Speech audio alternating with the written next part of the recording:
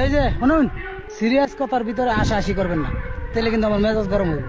একটা কথা কই, মনে রাখবেন, আত্মীয় স্বজন এবং আপন জন যেটা বোঝায় এক কথায়, তাদের কাছে কখনো দুর্বলতা প্রকাশ করবেন না।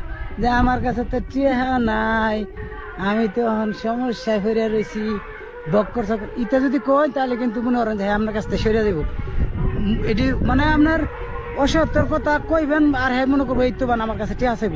এই কারণে সবসময় আত্মীয় স্বজন আপন জনের কাছে এরম আলাপ করবেন, বেহুদা আলাপ। চিন্তা করতেছি যে বাড়িটা আছে, এটা ভাঙ্গা যদি 3 তলা বাড়ি করি কেমন হয়, কোন ইট দিলে ভালো হয়, এটা মানে নাং সাং আলাপ করবেন।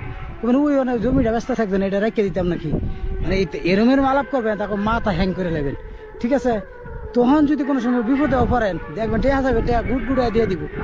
আমার কথাগুলো এই যে আবার কিছু মানুষ রাগারাগি করবে, গালাগালি শুরু করেন না। গালাগালি না করে ভালো করে চিন্তা করে ভাবেন যে আমি কথাগুলো কইছি সঠিক না অসঠিক।